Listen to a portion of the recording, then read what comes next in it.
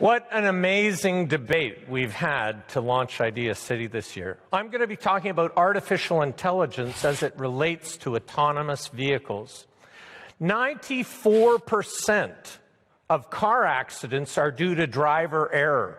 So in 10 years' time, when the only new car you can buy is an autonomous vehicle, an AV, think about the 40,000 lives in North America, US and Canada, that will be saved every year. Think about the 2.5 million people who won't be maimed. Think about Humboldt. Think about the tragedies that families are spared. That's the great news.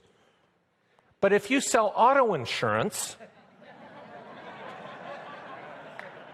you're going to witness a $500 billion a year market disappear. Now, I'm going to play you a little video, and this is from the dash cam of a Tesla in a Scandinavian country.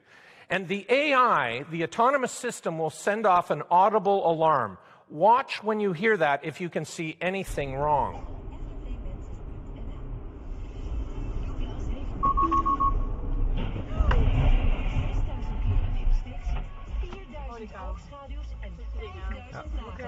That just told me in 15 seconds what the value of an autonomous system is. What is your family worth to you? Now think about the implications of this. Who's going to go buy a used car that doesn't have an autonomous system for your kid in 10 years' time?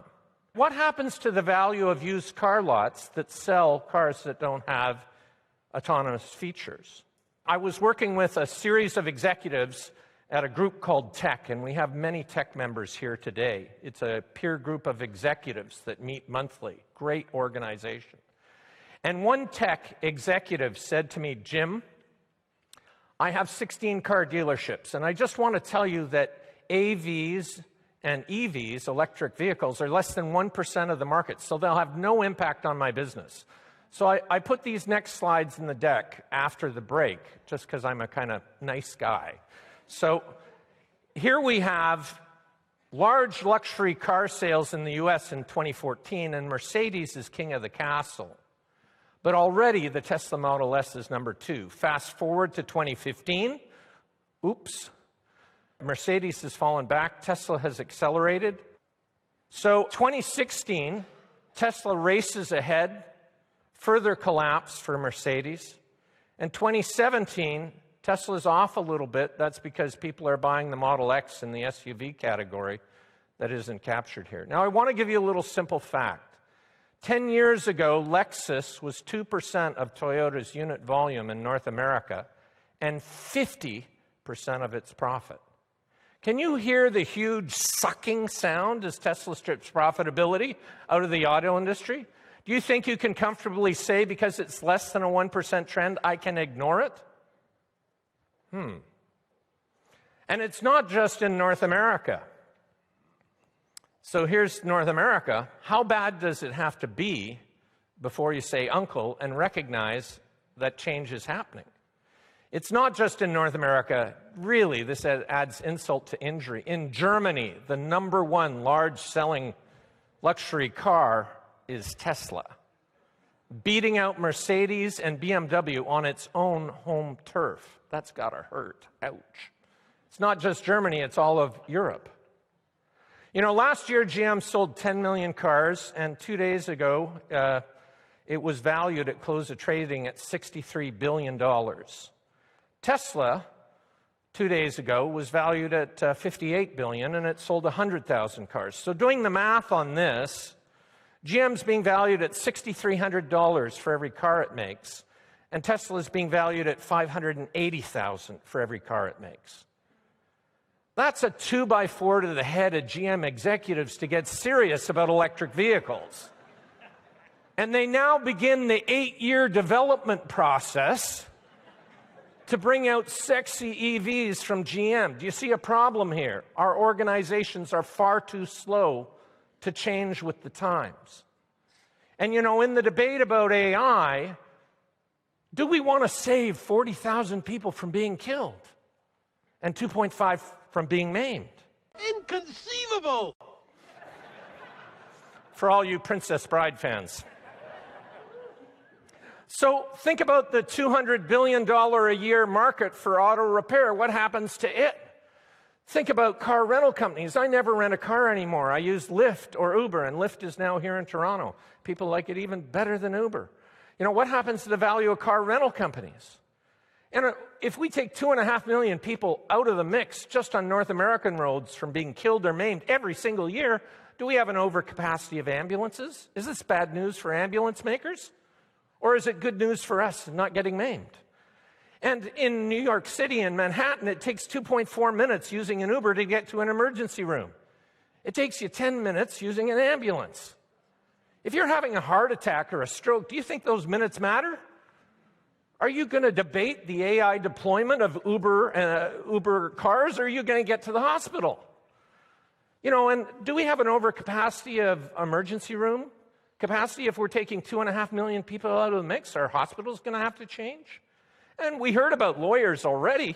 We love them so much. What happens to personal injury lawyers when there's no more whiplash?